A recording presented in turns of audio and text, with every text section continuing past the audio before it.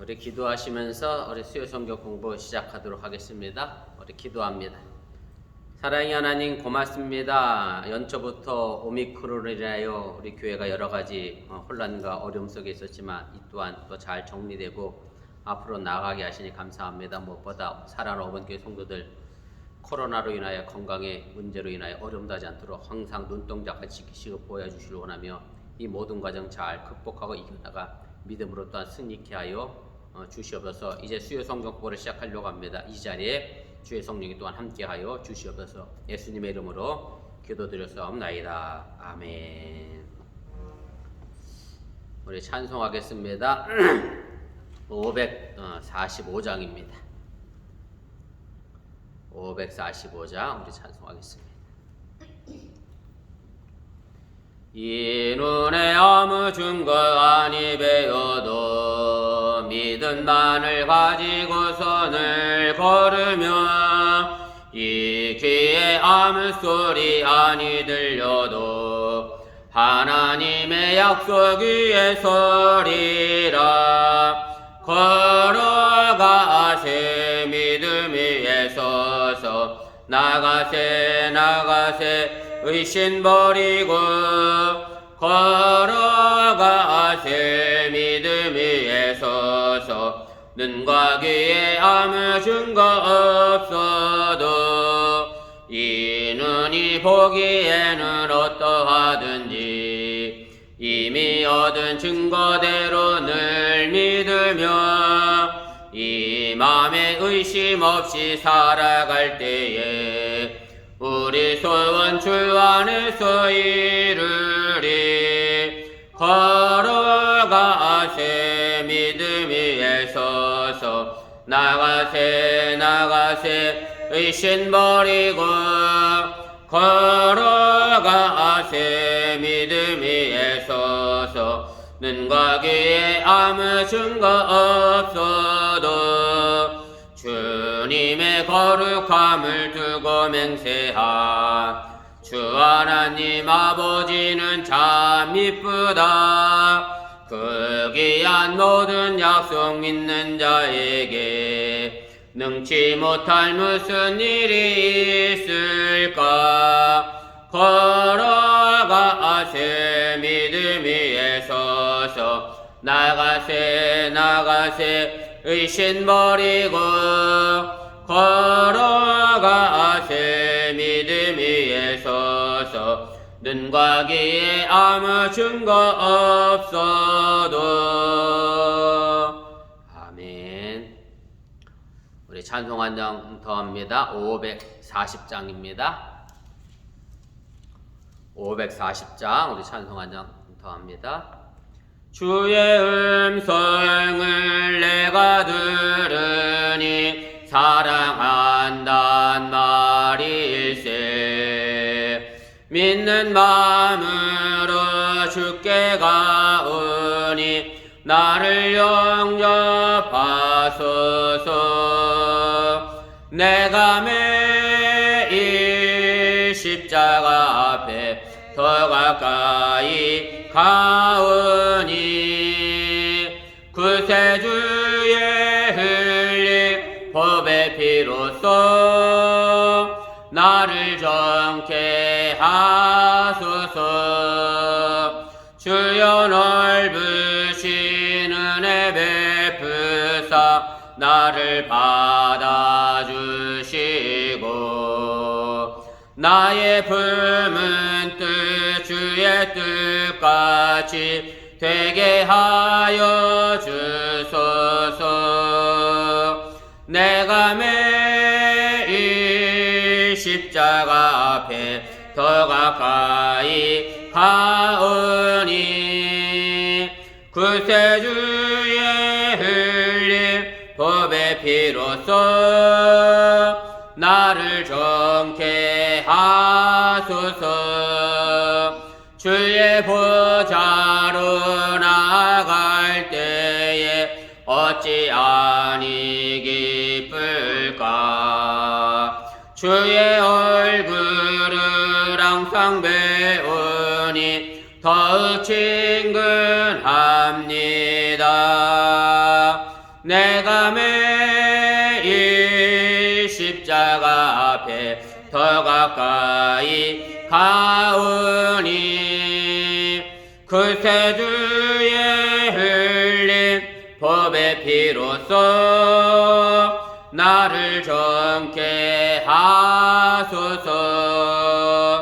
우리 구주의 넓은 사랑을 측량할 자 없으며 주가 주시는 참된 기쁨도 헤아릴 수 없도다. 내가 매일 십자가 앞에 더 가까이 가오니 구세주의 흘린 법의 피로써 나를 정케 하소서. 아멘. 하나님 말씀 보겠습니다. 로마서 2장입니다. 하나님 말씀 로마서 2장 12절 말씀부터 16절까지 말씀입니다. 우리 한 절씩 교독하시고 우리 16절은 함께 읽도록 하겠습니다.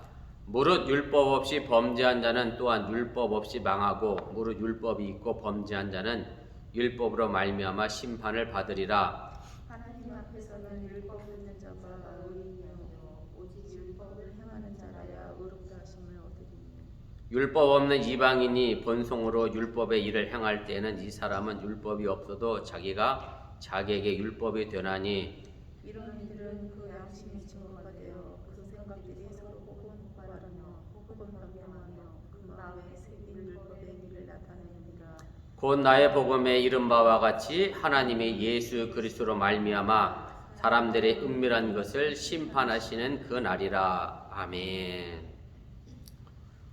예, 오늘은 5번째 시간입니다. 하나님의 심판의 공정성에 관하여 사도 바울이 이야기를 하게 됩니다. 먼저 내용분해를 보시면 이제 하나님의 의의 필요성이라고 하는 2번째 단락에서 사도 바울이 제일 먼저 언급하고 있는 것이 바로 이제 사람의 범죄의 문제, 이제 타락의 문제를 이야기를 시작을 했고요. 그래서 먼저 이제 이방인들이 이런 죄를 지었다라고 하는 것을 이제 서술을 했고, 지난 시간에 우리가 함께 공부한 것처럼 유대인들도 똑같다. 너희들이 율법이 있다라고 말하긴 하지만 율법을 가지고 있으면서도 불구하고 이방인들과 똑같이 이제 죄를 지었다. 그래서 오늘 그 들을 이어서 이야기하고 있는 것은 뭐냐면 이방인이든 유대인이든 상관없이 우리가 지난주 마지막 절이 그랬죠. 하나님을 외모로 취하지 않으신다. 그래서 공정하게 하나님께서 사람을 어떤 민족이나 선민이라고 해서 이방인이라고 해서 차별하지 않으신다라는 결론을 내리면서 하나님의 심판이 그렇게 공정하다. 이방인이든 유대인이든 상관없이 그 행위대로 이제 보응을 받을 수밖에 없다라고 하는 얘기를 오늘 이 단락에서 이야기를 하게 됩니다. 우리가 본문계로 내려가 보도록 하겠습니다. 그래서 이제 바울이 이미 제가 말씀드렸던 것처럼 하나님의 심판의 공정성을 이야기를 하고 있고요. 그래서 바울이 이곳에서 처음으로 이제 율법에 대해서 이제 이야기를 하게 되는데, 유대인이든 이방인이든 율법이 있고 없음의 문제가 아니라 그들이 어떻게 행동하느냐에 따라서 똑같이 하나님은 심판하신다라는 것을 이제 이야기를 하게 됩니다. 특별히 이 부분에서 우리가 돋보이는 것 가운데 하나가 이제 양심이라는 거고요. 이미 이방인의 죄에 대해서도 이야기를 한번 했습니다만은 이방인들이 우리가 율법을 몰랐기 때문에 이럴 수밖에 없었습니다라고 변명할 때 이제 사도 바울이 뭐라고 얘기했죠? 하나님이 이미 창조 세계 속에서 자신의 모습을 드러냈기 때문에 너희들이 그것 가지고 핑계할 수 없다라고 이야기했던 것을 여러분들이 기억하실 것 같은데, 바로 이것이 이제 양심에 의한 법을 이방인들에 관하여 이야기를 하게 됩니다. 그래서 바울은 이제 모세의 율법과 관계없던 이방인이라 할지라도 하나님에 대한 어떤 창조적 지식을 가지고 있는 한 그들에게도 법이 있는데 그게 곧 양심이다라는 것을 이야기를 하게 됩니다. 3번입니다. 그래서 바울은 이 양심의 작용이 모세 율법이 미치지 못하는 이방인들에게도 충분히 율법의 역할을 대신할 것이라고 이야기를 한 것이고요. 그래서 율법의 경계 내에서 유대인들이 율법을 가지고 율법의 경계 내에서 잘못하면 그 율법대로 심판받고 보응받는다라고 얘기하는 것이고, 반대로 이제 율법을 모르는 경우에는 율법과 상관없이 이방인들 마음속에 있는 양심의 법에 의해서 그 상당한 대가를 이제 치르게 될 거라고 이야기하고 있는 겁니다. 우리 2페이지 제일 위로 올라가도록 하겠습니다. 그래서 사도 바울은 율법을 가지고 있었던 유대인들에 향하여 그런 특권 의식을 버리라고 하는 의미로도 이 부분을 이야기하고 있는 거고, 왜냐하면 유대인들이 특권 의식을 가지고 있었던 것은 뭐냐면 자신들은 하나님으로부터 율법을 받았다, 그렇기 때문에 자기들은 항상 의로운 사람이다, 의인이다, 뭐 이런 선민의식을 가지고 있었는데 그게 전부가 아니다라고 하는 것을 일종의 이제 사도 바울은 또 다른 법이 있음을 이제 이야기하는 거고, 그래서 이제 유대인들에게 그 율법에서 이제 벗어날 것을 이야기하고자 하는 의도가 이 부분에 이제 깔려 있는 것임을 기억하시길 바랍니다. 그래서 4번 마지막 두 번째 단락에 제가 이렇게 썼죠. 의롭게 되는 것은 율법을 보유하고 그것을 듣는 것에 의해 결정되는 게 아니라, 진정 사람이 의롭게 되는 것은 그 율법을 지키는 것에 있다라고 하는 것을 사도 바울이 이제 이야기를 하게 됩니다. 우리 본문 주석으로 가겠습니다. 우리 차례대로 한 절씩 살펴보면서 그 의미를 좀 명확히 좀 밝혀보도록 하겠습니다. 1번입니다. 율법 없이 범죄한 자와 율법이 있고 범죄한 자는 각각 누구를 지칭합니까? 12절에 있는 말씀인데 제가 다시 읽어볼게요. 무릇 율법 없이 범죄한 자는 또한 율법 없이 망하고, 무릇 율법이 있고 범죄한 자는 율법으로 말미암아 심판을 받으리라, 이렇게 되어 있습니다. 그래서 결론적으로 말씀드리면 율법 없이 범죄한 사람은 당연히 이방인이고, 율법이 있고 범죄한 자는 이제 유대인을 가르치는 것이고, 그래서 여러분들이 율법 없이 범죄한 자라고 하는 이 말씀 속에서 오해하지 말 것 가운데 하나가 뭐냐면, 이것이 이방인이긴 한데 이방인 기독교인을 이야기하는 건 아닙니다. 쉽게 말하면 이방인 전체, 보편적인 이방인을 얘기하는 거지, 이방인 가운데 예수 믿고 지금 기독교인이 된 사람에 대한 이방인을 얘기하는 게 아니고요. 유대인도 마찬가지입니다. 유대인이면서 기독교인이 된 사람을 이야기하는 게 아니라, 여기 나와 있는 이야기는 전부 보편적인 이방인, 보편적인 유대인, 쉽게 말하면 지금 예수 그리스도와 관계없는 이방인과 유대인을 이야기하고 있음을 여러분들이 마음속에 염두에 두시고 이 부분을 좀 살펴가도록 하겠습니다. 그래서 오늘 여기 나와 있는 것은 이제 율법이라고 하는 건 당연히 모세 율법을 이야기하는 거고요. 그래서 우리가 흔히 이제 토라라고 하는 말로, 히브리어로 토라라고 이야기하고, 넓게는 이제 모세 오경을 이야기를 하게 됩니다. 창세기, 출애굽기, 레위기, 민수기, 신명기까지 모세 오경이 넓은 의미로는 율법이고, 좁은 의미로 얘기하면 십계명으로도 확 압축이 될 수 있고, 실제적으로 율법은 365개의 조항으로 이제 되어 있고요. 그래서 우연찮게 1년 365일과 같은 숫자가 되어 있는데, 아무튼 유대인들이 지켜야 될 세부 조항으로 365개의 율법이 이제 주어지게 됩니다. 그래서 율법을 보유한 유대인의 입장에서 보면 이제 율법이 없다고 하는 것은 사실은 마치 관역을 빗나가는 화살처럼 방향이나 목적이 없는 사람을 의미하는 거게 되고요. 그래서 이것이 율법 없는 사람들은 곧 방향이 없으니까 자기 멋대로 하니까 죄를 지을 수밖에 없다라고 해서 죄인이 됨을 의미하게 됩니다. 그래서 갈라디아서 2장 15절 말씀을 제가 각주 하단에 달아드렸는데 그렇게 돼 있어요. 우리는 본래 유대인이요 이방 죄인이 아니로 돼 있어요. 이방인이 무조건 죄인이 될 수밖에 없는 것은 율법이 없었기 때문에, 어디로 화살을 쏴야 할지 몰랐기 때문에 라고 하는 부분이 있고요.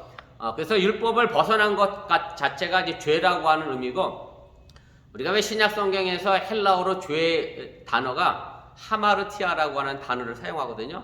제가 몇 번 설명드렸던 것 같은데, 하마르티아의 원래적인 의미는 관역을 벗어났다는 뜻이에요. 화살이 관역을 벗어난 게 죄다. 그래서 쉽게 말씀드리면 하나님께로 향하여야 될 우리들의 마음과 생각이 그 하나님을 벗어나는 게 죄라고 얘기했던 것처럼, 구약 성경에 나와 있는 사도 바울이 이해하고 있는 이 율법이 벗어나서 죄가 된다라고 하는 의미도 바로 그런 의미가 담겨져 있습니다. 3번입니다. 그래서 율법 없이 망한다라고 하는 말의 의미가 이제 유대인들이 아닌 이방인들이 율법 없이 망한다라고 얘기하고 있는 건데, 율법이 없어서 망했다는 의미가 아니라 율법과 상관없이 무관하게 이방인들이 행한 행위대로 이제 심판받고 그에 상응하는 대가를 치르게 된다라고 하는 의미로 여러분들 이해하시는 것이 이제 맞게 됩니다. 4번입니다. 그 다음에 이제 율법이 있고 범죄한 사람은 당연히 유대인을 의미하는 거고요. 모세 율법조항에 근거한 기준에 따라서 이제 심판을 받는 것이고, 여기에 보면 해당 원문에 보면 율법 안에서라고 하는 것이 en nomo라고 되어 있는데요. 그 en이라고 하는 건 영어 단어로 굳이 표현하자고 하면 in입니다. 그래서 율법 안에. 사도 바울이 쓴 많은 편지들 가운데 핵심적인 단어가 늘 나오는 게 있는 건 뭐냐면 in Christ라고 하는 단어를 써요. 항상 예수 그리스도 안에서 in Christ. 그래서 사도 바울에게서 굉장히 중요한 단어가 바로 이 in이고요. in이라는 영어 표현이고, 그래서 어쨌든 예수 그리스도 안에, 율법 안에 뭐 다 같은 의미 속에서 우리가 그 테두리 안에 들어가 있는 의미를 가지게 됩니다. 그래서 5번입니다. 율법에 따라 사는 사람들은 당연히 율법을 어기면 그 율법에 따라 심판받는 건 뭐 당연한 일이라고 하는 얘기고요. 율법을 듣고 배워 아는 것들은 바로 이제 그들이 어떤 행동을 분명하게 시시비비를 가릴 수 있는 근거가 되기 때문에 그렇다라고 하는 얘기입니다. 그리고 율법이 사실은 우리들 생활 속에서 뭐가 될 수 있느냐면 이제 거울의 역할을 해서 바르게 내 삶을 내가 지켜가고 있느냐라고 하는 부분을 우리가 짚어볼 수 있다고 하는 얘기고, 제가 이 부분도 이미 말씀드렸습니다만 하나님의 말씀이 마치 우리의 삶에 뭐가 되어져야 되느냐면 거울이 되어져야 하는 것과 같은 이치로 여러분들 생각하시면 됩니다. 그래서 이런 경우 하나님의 심판으로부터 이제 자유롭지 못할 것을 이제 이야기를 하게 됩니다. 6번입니다.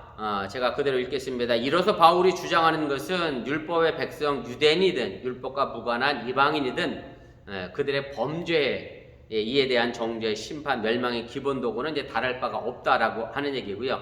특히 율법의 전통을 자랑하는 유대인에 있어서 율법을 가지고 있는 것 자체가 내가 하나님으로부터 심판을 면한다라고 하는 어떤 좀 죄송스러운 표현일 수도 있는데 부적의 역할을 하지 못한다라고 하는 얘기고, 오히려 너는 율법을 가지고 있었으니까 그 율법에 따라서 더 무거운 책임감이 주어진 거지, 율법을 가지고 있다 해서 죄가 면제되는 것은 결코 아니다라는 것을 사도 바울이 이제 강조를 하고 있습니다. 2번입니다. 하나님 앞에서 어떤 사람이 이제 의롭다 하심을 얻게 됩니까? 오늘 이제 13절 말씀의 내용인데 제가 읽겠습니다. 하나님 앞에서 율법을 듣는 자가 의인이 아니요 오직 율법을 행하는 자라야 의롭다 하심을 얻으리니, 이렇게 되어 있습니다. 그래서 율법을 듣는 자라고 하는 말은 자칭 경건한 유대인을 의미합니다. 유대인들에게서 이 듣는다라고 하는 말이 굉장히 중요한 의미고 긍정적 의미를 가지고 있습니다. 모세 오경 가운데 특별히 신명기서에 기독교 교육에서 굉장히 중요한 게 뭐냐면 쉐마 이스라엘이라 이런 말이 있어요. 쉐마 이스라엘. 굳이 풀어 쓰자고 하면 이스라엘아 들어라. 그러면서 네 율법을 비간에도 새기고 손목에도 새기고 문설주에도 새겨서도 들어갔다 나올 때든지. 그래서 쉐마 교육이라는 말을 유대인들은 사용합니다. 말 그대로 구전으로 계속 말씀을 전해주는 교육을 의미하는 건데, 그래서 유대인들이 이 쉐마를 의미하는 것은 그냥 말씀을 듣는 것으로 끝이는 게 아니라 말씀을 들었으면 사실은 뭘 하는 게 목적이에요? 그 말씀을 들은 것을 실천에 옮기는 게 중요한 의미고, 그래서 유대인들은 이 듣는다라고 하는 단어를 긍정적으로 해석을 했어요. 그래서 들었으면 당연히 그것을 실천에 옮기는 것으로 이해했기 때문에, 그래서 유대인들은 율법을 듣는 사람들이고, 그래서 율법은 들은 사람들은 실천에 옮겼기 때문에 의로운 사람이다 라고 하는 어떤 공식을 가지고 있었는데, 사도 바울은 이 공식을 지금 깨트리고 있는 중입니다. 율법을 듣는 자라고 하는 말을 통해서 긍정적 의미가 아니라 사도 바울이 여기서 이제 부정적 의미로 이야기를 하게 됩니다. 여러분들이 자녀들에게 뭘 시켰을 때 내 말 들어라라고 하는 얘기는 그냥 듣고 끝내라는 얘기가 아니잖아요. 들었으면 뭔가 실천에 옮겨라고 하는 의미인 것처럼 이스라엘에 있어서 유대인들에게서 쉐마라는 의미가 바로 그런 의미고요. 이번에서 이제 사도 바울이 그것을 이제 이야기를 하게 됩니다. 그래서 안식일마다 회당에 모여서 율법을 유대인들이 계속 들었어요. 그런데 듣는 것만으로 충분하지 않다라고 하는 얘기고, 사실은 이 부분은 뭐 사도 바울만 지적한 것이 아니라 이미 구약 성경에도 여러 번 선지자를 통해서 그런 얘기를 하죠. 하나님께서 원하시는 것은 단순히 제사를 드리는 게 원하는 게 아니라 하나님 말씀 듣고 순종하는 걸 원한다라는 말씀을 여러 번 선지자들 통해서 이야기했던 것처럼, 유대인들은 그저 그냥 듣는 것으로, 회당에 가서 요즘 말로 하면 교회 와서 목사님 설교를 듣고 하나님 말씀 듣는 것으로 나는 내 책임을 다했다, 이것으로 만족하지 말라라고 하는 의미고, 그래서 어쨌든 들었다라고 하면 그것을 통해서 회개의 새로운 삶의 결단을 불러일으켜야 한다라고 하는 얘기고, 제가 거기다 영어 단어를 가로쳐고 썼습니다만, 흔한 말로 내가 주의 깊게 듣는 걸 뭐 히어링이라고 한다라고 하면, 그저 내가 지나가는데 길가에서 공사하는 소리가 들리면 그냥 리스닝이 되는 것처럼, 그냥 들리는 것처럼 유대인들이 그렇게 하나님의 말씀을 주의 깊게 듣지 않고 흘려듣는 것을 들어왔기 때문에 사도 바울이 이런 부분에 있어서 이제 실천적 행위를 이야기를 하게 됩니다. 그래서 이제 3번의 문제가 이제 이것인데요. 뭐냐면 이제 사도 바울이 결국 의로운 사람은 누구냐? 율법을 듣는 게 의로운 사람이 아니라 율법을 실천하는 사람이 의로운 사람이다라고 이야기를 하게 되는데, 그러면은 그 이후에 이제 로마서 우리가 이 부분을 끝나고 나서 그 다음 부분에 나오는데, 사도 바울이 강조하고 있는 어떤 기독교 신학의 핵심은 뭐냐면 이거잖아요. 그리스도를 믿음으로 의롭게 된다인데, 근데 사도 바울은 의롭게 되는 걸 갖고 여기서 뭐라고 얘기하고 있어요? 율법을 행하는 사람이 의롭다, 그리스도를 믿는 게 의롭다라고 아는 것으로 우리가 오해하기 쉬운데, 이 부분은 제가 아까도 얘기한 것처럼 이건 지금 일반적인 유대인을 위해서 쓴 말씀이라고 이미 드렸죠. 그래서 이것은 그거와 별개의 문제고요. 그래서 앞전에도 이미 이야기를 했잖아요. 유대인들이 그 행한 대로 심판을 받을 것이다 라고 하는, 유대인은 율법을 갖고 있으면서도 율법을 행하지 않았기 때문에 그 부분을 지적하고 있는 거지, 사도 바울이 본래적인 신학의 핵심을 상반되게 이야기하는 것은 아니라고 하는 것을 여러분들 꼭 기억하시고 또 오해 없기를 바랍니다. 이 부분은 또 나오는 대로 이어서 제가 말씀을 드리도록 하겠습니다. 3번입니다. 무엇이 율법이 없는 이방인들의 율법 역할을 대신 해줍니까? 오늘 14절 15절 말씀인데 제가 읽겠습니다. 율법 없는 이방인이 본성으로 율법의 일을 행할 때에는 이 사람은 율법이 없어도 자기가 자기에게 율법이 되나니, 이런 이들은 그 양심이 증거가 되어 그 생각들이 서로 혹은 고발하며 혹은 변명하여 그 마음에 새긴 율법의 행위를 나타내느니라, 이렇게 말씀합니다. 그래서 율법이 없는 이방인은 아까도 말씀드렸던 것처럼 일반적인 범죄 이방인이고, 이방인 기독교인이 아니라고 하는 얘기고요. 왜냐하면 이방인 기독교인은 율법에 의하여 인도함 받는 사람들이 아니라, 본성에 따라 인도함 받는 사람들이 아니라 뭐에 따라 인도함 받는 사람이에요? 성령에 따라, 예수 그리스도 안에서 예수님의 인도함을 따라 살아가는 사람들이기 때문에, 여기서 말하는 이방인은 일반적인 이방인이라고 하는 것 다시 한번 기억해 두시면 좋겠습니다. 2번입니다. 그래서 율법 없는 이방인이 본성으로 율법을 행한다라고 하는 이 본성이라고 하는 단어가 결국 이제 중요한데요. 결국 마음의 어떤 근본적인 뭐랄까요, 자질이라고, 그래서 이걸 가지고 양심이라고 하는 것을 우리가 이해하면 뭐 틀리지 않다라고 하는 얘기고, 이미 창조 세계, 피조 세계를 통해서 하나님이 드러내는 하나님을 알만한 것에 기초한 본성이라고 하는 얘기고요. 우리가 딱 봐도 이건 뭐 상식적으로 되어질 일들. 그 다음에 또 나와 있는 것도 마찬가지입니다. 남녀간에 있어서 순리와 영리를 분별하는 상식이 통하는 기준을 본성이라고 이야기하는 겁니다. 이미 이 부분에 대해서도 제가 각주 5번에 달아드렸는데, 이미 앞서 이미 이야기했잖아요. 이방인들이 이런 순리를 지켜내지 못했기 때문에 이것 때문에 너희들이 이제 심판을 받을 거다, 너희들이 죄인이다라고 사도 바울이 이미 한번 이야기했던 것인데, 바로 이제 이런 부분입니다. 이미 알만한 것들, 뭐 상식적으로 생각해봐도 이건 분명 문제가 있다라는 부분에 관하여 이야기를 하고 있는 것임을 여러분들이 기억을 하시기를 바랍니다. 그래서 3페이지 제 꼭대기로 가도록 하겠습니다. 그래서 율법의 일은 결국 율법이 요구하는 이제 구체적 조항을 의미하는 것이고요. 그래서 제가 거기다가 가령 예를 들어서 설명을 했는데 뭐 이방인들 율법을 모른다 칩시다. 모세의 율법에 뭐 남의 이웃의 것을 탐내지 말아라. 뭐 이런 율법이 있긴 한데 이방인들 그걸 몰라요. 그렇다고 해서 남의 소가 길가에 있다고 해서 그냥 끌고 갔다. 그래서 이게 내 잘한 일이다라고 생각할 수 있는 이방인은 아무도 없다라고 하는 얘기죠. 바로 이런 부분에 있어서 이건 남의 걸 끌고 가면 안 되는 거지. 그냥 놔둬야지. 훔쳐가면 안 되지. 이것이 본성대로 움직였다라고 하면 이방인들은 그 율법을 이미 실천한 것이 된다라고 하는 것이 사도 바울의 이야기입니다. 물론 그렇다고 해서 이방인들이 그 모든 본성대로 율법을 잘 지켰다라고 하는 것은 아니고요. 일부 이방인들이 일부분의 율법을 그렇게 지켰다라고 하는 것이지 유대인들이 가지고 있었던 모든 율법의 조항처럼 다 그렇게 일일이 다 지켰다라고 하는 의미는 아니라고 하는 것으로 여러분들이 이해하시면 좋겠습니다. 그래서 여기가 이제 5번의 양심에 관련된 문제인데 이게 왜 제가 양심이라고 하는 단어를 이렇게 분해해서 썼느냐면 개인적인 생각으로도 얼마든지 그렇게 생각할 수 있잖아요. 뭐냐면 좀 독특한 사람이 있잖아요. 쉽게 말하면 제가 아까도 길가에 있는 소 얘기를 했습니다만 길가에 있는 소를 끌고 간 게 분명히 훔쳐갖고 죄인데 어떤 독특한 사람이 이런 생각할 수도 있다니까. 그냥 길에 놓여져 있으니까 주인이 없어서 나는 그냥 줄만 끌고 왔는데 뭐가 따라왔어? 소가 따라왔어. 이런 사람이 있어요. 가끔 이렇게 독특한 사람들이 있더라고.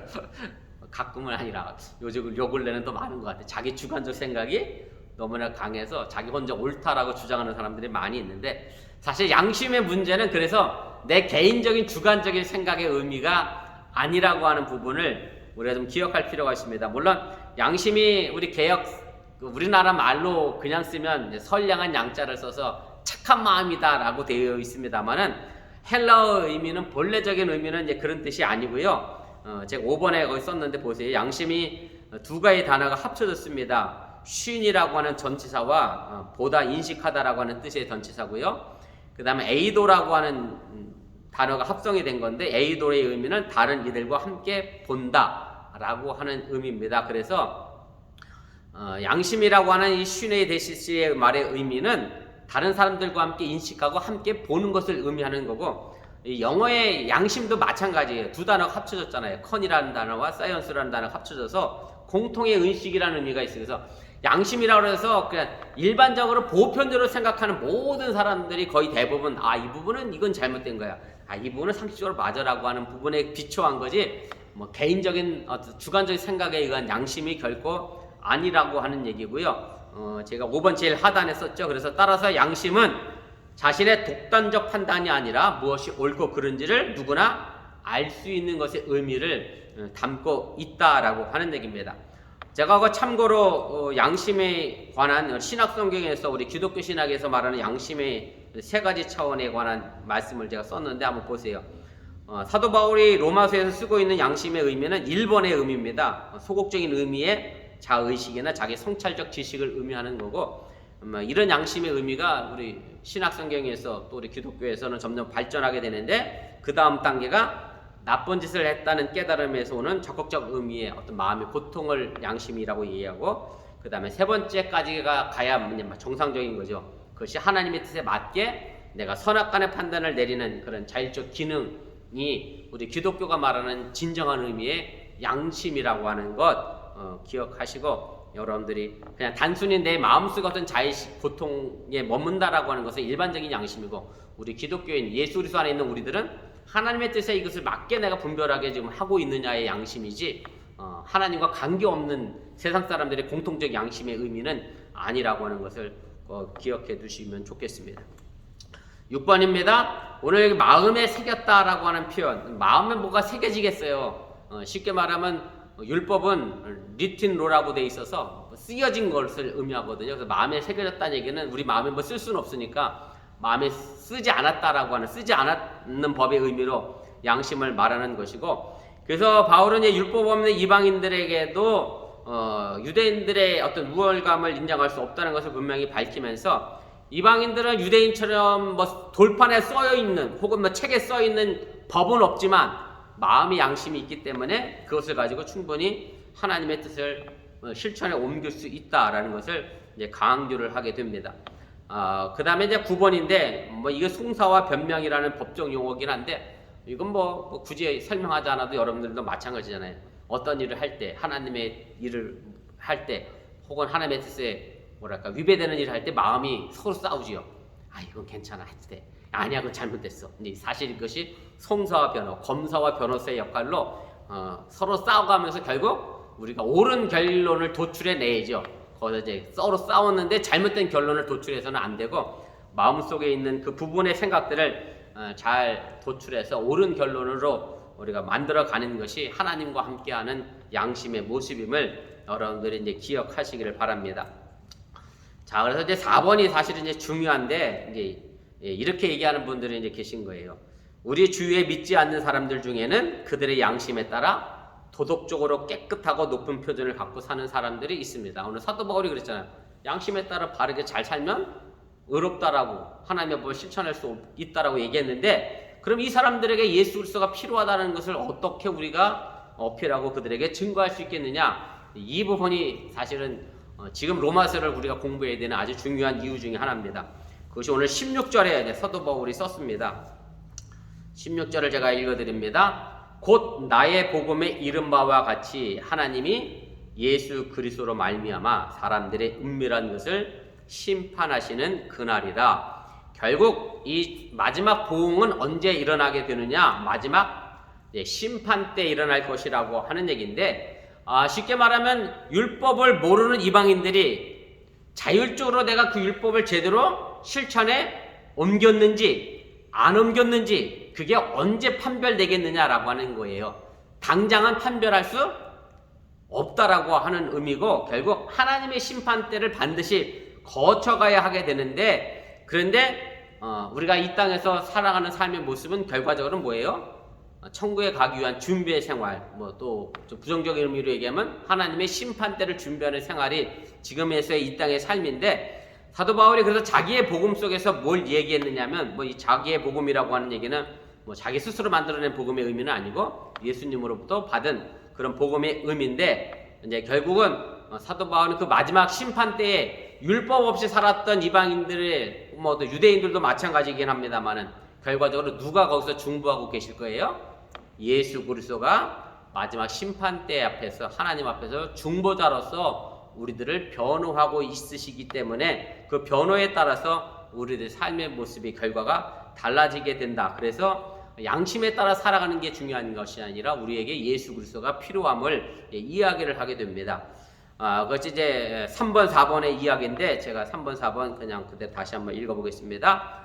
바울은 율법에 근거한 유대인에 대한 하나님의 심판과 본성, 양심이죠. 근거한 이방인에 대한 하나님의 심판 모두 바로 예수 그리스도를 통하여 사람들의 은밀한 것을 심판하시는 그날에 이루어질 것을 밝히고 있는 것이고요. 예수 그리스도로 말미암아라고 하는 이 말의 의미는 하나님의 심판대 앞에서 예수 그리스도가 담당한 중보자의 역할을 수행하게 된다는 의미이고, 그래서 부활 승천한 예수가 최후 심판의 자리에서 심판자나 그 중보자의 역할을 수행한다라고 하는 것을 의미하게 됩니다. 그래서 이 부분에 관한 얘기가 제가 7번 각주에 신약성이 여러 군데에서 이 이야기가 전개되어지고 있고 우리에게 복음으로 전해지고 있음을 기억하시고 시간 나실 때 한번 이 부분은 찾아보시면 좋겠습니다. 그래서 심판하다라고 하는 이 동사가 현재로 되어 있긴 합니다만은 아직 완성된 의미의 심판은 아니라고 하는 얘기고, 제가 이미 지난 시간에도 얘기했습니다만은 심판이 이미와 아직의 긴장 관계 속에서 있다라고 말씀드렸죠. 구원도 이미와 아직의 긴장 관계 속에 있는 것과 마찬가지로, 그래서 최종적으로 마지막 때 하나님의 심판 때 앞에서 심판받는 게 최종적이기 때문에, 그래서 지금도 진행되어져 가는 과정 속에 있다라고 하는 것으로 기억하시고, 그래서 최종적으로는 하나님 앞에서 그것이 완료된다라고 하는 것을 기억하시기 바랍니다. 하나님의 사람들의 마음속에 있는 은밀한 것을 모두 헤아려 심판한다라고 하는 얘기는 구약 성경에서부터 쭉 이어져 오는 그런 전통적 이야기인 것이고요. 마지막 6번입니다. 그래서 바울이 이야기하고 싶은 것은 마음에 새겨진 은밀한 율법의 행위가 단순한 양심의 문제가 그것으로 끝나는 게 아니라 하나님의 심판대 앞에서 분명하게 다시 한번 드러나서 실상이 판가름 나기 때문에, 그러기에 우리에게 예수 그리스도의 중보자가 필요하다라고 하는 사실을 설명하고 있음을 기억하시고 이방인이든 유대인이든 상관없이 다 그 뒤에 크리스천이라고 하는 단어가 필요하다. 이방인 크리스천, 유대인 크리스천이라는 의미가 필요하고 유대인 기독교인, 이방인 기독교인. 그래서 예수 그리스도 안에 인 크라이스트 안에 속에서 우리들의 신앙이 중요하다고 하는 것을 다시 한번 상기하시고 또한 믿으시기를 바랍니다. 우리 잠깐 말씀을 기억하며 우리 합심해서 1분 정도 기도하도록 하겠습니다. 오늘 사도 바울이 하나님의 심판의 공정성을 이야기를 했습니다마는 결과적으로 얘기하면 양심대로 삶이 전부의 삶이 아니라 율법대로의 삶이 전부의 삶이 아니라 하나님이 예수님으로 말미암아 사람들의 은밀한 것을 심판하시기 때문에 우리에게 중보자 되시는 예수 그리스도의 신앙의 모습이 필요함을 이제 우리에게 증거해 주고 있습니다. 사람이 그렇습니다. 아무리 법대로 잘 산다 그래도 누가 그렇게 완벽하게 법대로 잘 살겠습니까? 양심적으로 산다라고 해도 누가 그렇게 완벽하게 양심적으로 다 살겠습니까? 여전히 그렇게 우리가 심판한다라고 하면 우리는 정죄받을 수밖에 없는 모든 사람이 주인일 수밖에 없는 것이고요.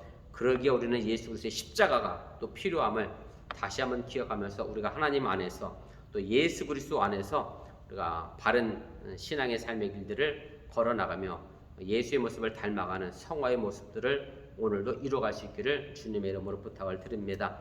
어번교회를 위해서 여러분들 함께 기도해 주시고 코로나 확진과 접촉자로 인하여 많은 이들이 또 자가 격리 중에 있고 또 앞으로도 그런 위험성이 많이 노출되어 있는데 위해서 기도해 주시고 또 자녀들이 학교에 가서 또 공부합니다. 더 많은 위험에 노출되어 있는데 자녀들의 건강과 학업의 문제 위해서도 기도해 주시면 좋겠습니다. 우리 합심해서 함께 기도하겠습니다. 사랑의 하나님 고맙습니다. 오늘 시간에 부족한 적이 말씀을 전했습니다. 사람의 말로 잘못 가르치고 전한 것이 있으면 저들 마음과 생각에서 사라지게 도와주시고 오늘 하나님의 심판의 공정성을 다시 한번 기억하면서 내가 기독교인으로서 어떻게 하나님 앞에 바르게 신앙생활을 해야 될 것인가를 생각해 보도록 인도하시고 함께하여 주시면서 오늘 사도 바울이 유대인들을 율법을 듣는 사람이라고 정의를 내렸습니다. 우리가 단순히 교회에 와서 하나님의 말씀을 듣는 것으로 내 신앙생활을 다 했다 그렇게 생각하는 어리석은 자들 없게 도와주시려며 하나님의 말씀을 들은 대로 이 땅에서 실천에 옮겨나가며 그들 통하여 하나님 앞에 거룩한 산제로서 제사로서의 삶을 우리가 살아낼 수 있도록 인도하시고 함께하여 주시옵소서. 우리는 연약하게 부득불 범죄하고 넘어질 수밖에 없습니다. 때로 하나님의 관역을 벗어날 수밖에 없는 연약한 우리들이기 때문에 예수 그리스도의 중보의 기도가 필요함을 다시 한번 잃어버리지 않게 하여 주시고 중보자 되신 그 예수님의 십자가를 내 마음속에 품고 오늘도 하나님의 뜻을 따라 살아갈 수 있는 우리 믿음의 어번교가 되도록 인도하시고 함께하여 주시옵소서. 정말로 진실되이 신앙생활하고자 하는 이들의 발걸음이 이 어번교를 함께 지켜나가게 도와주시고 자신들의 신앙의 삶을 바르게 지키기 위하여 우리 어번교 안에서 함께 믿음의 터전을 만들어가는 그런 신앙의 공동체를 이루어가도록 인도하시고 함께하여 주시옵소서. 이제 코로나 팬데믹 상황 속에서 많은 이들이 자가 격리 중에 있는 가운데 있습니다. 앞으로 오미크론으로 인하여 더 많은 이들이 자가 격리될 수밖에 없는 그런 상황에 노출되어 있는데 하나님 모든 과정 속에서 정말로 주님께서 눈동자 지키시고 보호하시고 함께 도와주셔서 정말로 생명의 위태로움에 빠지지 않도록 하나님 도우시고 인도하시려 원하며 그 건강의 문제 잘 극복하며 이겨나가며 강건함으로 이겨나가도록 인도하시고 함께하여 주시옵소서. 푸른 초장으로 실만한 물가로 가는 도중 속에 사망의 음침한 골짜기를 단 걸어갈 수도 있음을 잃어버리지 않게 해주시고 그러나 그런 와중 속에도 여전히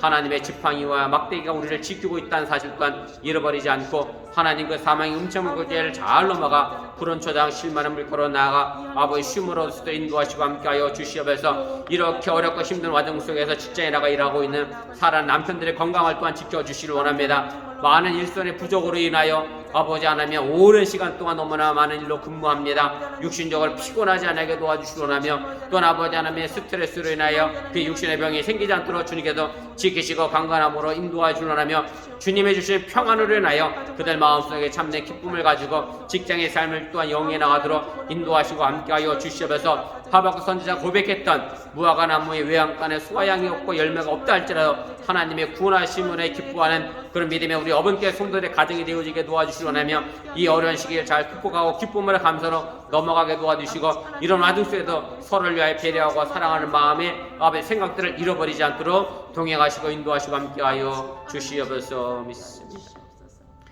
사랑의 하나님 오늘 시간 마음을 같이하여 함께 기도했습니다. 연약한 인간이기에 여전히 우리에게는 예수 그리스도의 십자가의 중보가 필요함을 잃어버리지 않게 해주시기를 원하며, 내가 하나님 안에서 살아간다고 해서 그것이 전부가 아님을 또한 기억하며 듣는 것으로 만족하지 않게 해주시기를 원하며, 이 땅에서 들은 말씀을 실체로 옮겨나가 이 땅에서 사도 바울이 얘기했던 것처럼 거룩한 산제사로서의 삶을 우리가 살아가도록 함께하여 주시면서, 특별히 남편들의 건강을 지켜주시기를 원합니다. 많은 일손이 부족한 가운데 많은 일정 부분을 우리 한국 사람들이 책임을 지고 그 일들을 감당하고 있습니다. 육신적으로 피곤하지 않게 도와주시기 원하고, 또한 스트레스로 인하여 그 육신의 질병에 빠지지 않도록 도와주시기 원하며, 강건함으로 눈동자가 지키시고 보호해주시기 원하며, 저들의 애쓰고 수고한 그 모든 대가가 또한 충분히 그들에게 돌아갈 수 있도록 하나님께서 회사 입장도 생각하며 우리 사랑하는 교우들도 생각할 수 있는 협력해서 상생 만들어가는 그런 또 아름다운 직장이 될 수 있도록 주여 은혜와 은총을 도와여 주시옵소서. 이 모든 말씀 예수님의 이름으로 축복하며 기도드렸사옵나이다. 아멘. 하늘에 계신 우리 아버지여, 이름이 거룩히 여김을 받으시오며 나라 임하옵시며 뜻이 하늘에서 이루어진 것 같이 땅에서 이루어지이다. 오늘날 우리에게 일용할 양식을 주옵시고, 우리가 우리에게 주진 자를 사하여 준 것 같이 우리 죄를 사하여 주옵시고, 우리를 시험에 들게 하지 마시옵고 다만하게 수고하옵소서. 대개 나라와 권세와 영광이 아버지께 영원히 있사옵나이다. 아멘. 감사합니다. 성경 공부를 마쳤습니다. 건강한 모습으로 주일에 뵙겠습니다.